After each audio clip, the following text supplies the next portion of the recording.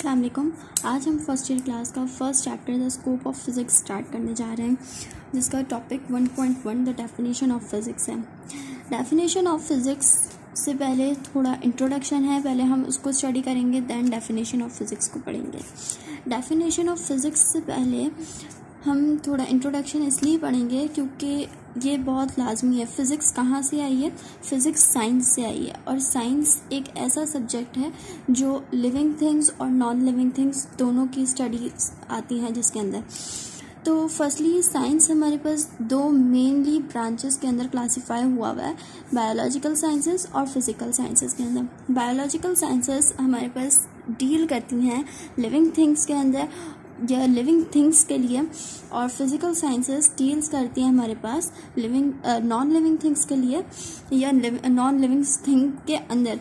यानी कि हम बायोलॉजिकल के अंदर हमारे पास बहुत सारे सब्जेक्ट्स आ जाते हैं, और उसके अलावा आपकी ह्यूमन बॉडी के जितने सिस्टम्स होते हैं सारे के सारे बायोलॉजिकल के अंदर, या ह्यूमन बॉडी के अलावा जितनी भी लिविंग ऑर्गेनिजम्स इस पूरी दुनिया में हैं, पूरे यूनिवर्स में, सारे बायोलॉजिकल साइंसेस में आते हैं। और फिज़िकल साइंसेस के अंदर हमारे पास सारे नॉन लिविंग थिंग्स, यानी कि आप जितनी भी इलेक्ट्रिकल मशीन्स देखते हैं या जितनी भी नॉन लिविंग थिंग्स हमारे आसपास हैं, सारी की सारी फिज़िकल के अंदर आ जाती हैं। बायोलॉजिकल साइंसेस के अंदर हमारे पास बहुत सारे सब्जेक्ट्स हैं, उसी तरीके से फिज़िकल के अंदर हमारे पास बहुत सारे सब्जेक्ट्स हैं, और फिज़िकल का ही एक सब्जेक्ट हमारे पास फिज़िक्स है। फिज़िक्स, पहले हम फिज़िक्स की डेफिनेशन को रीड कर लेते हैं, उसे पढ़ लेते हैं, उसे समझ लेते हैं। फिज़िक्स की डेफिनेशन हमारे पास कुछ यूँ है: it deals with the matter, energy and relationship between the energy and matters. सबसे पहली चीज़ मैटर क्या होती है? Anything which occupies the space.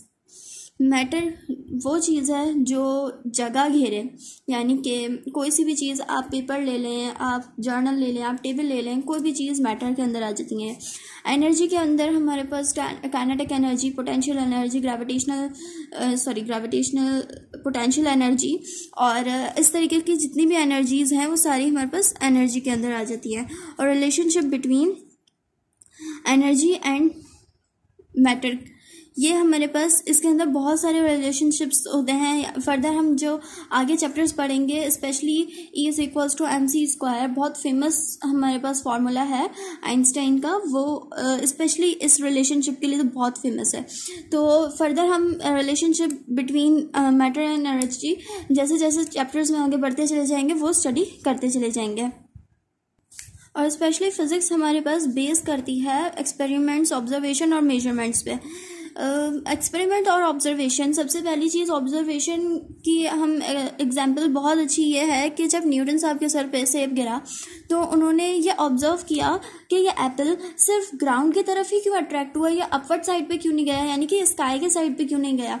तो जब उन्होंने इस चीज़ को ऑब्जर्व किया, देन इसके ऊपर बहुत रिसर्च किया, एक्सपेरिमेंट्स किए, तो उनको पता चला कि ये ग्रेविटेशनल फोर्स की वजह से, जिसे हम जी कहते हैं, स्मॉल जी से रिप्रेजेंट करते हैं, और 9.8 इसका हमारे पास कांस्टेंट वैल्यू है, उससे ये उनकी एक ऑब्जर्वेशन थी जिसे उन्होंने बहुत से एक्सपेरिमेंट किए, और आज हमारे पास लॉ ऑफ मोशन के नाम से वो चीज़ मौजूद है, या वो स्टेटमेंट्स या वो उनके कारनामे हमारे पास मौजूद हैं।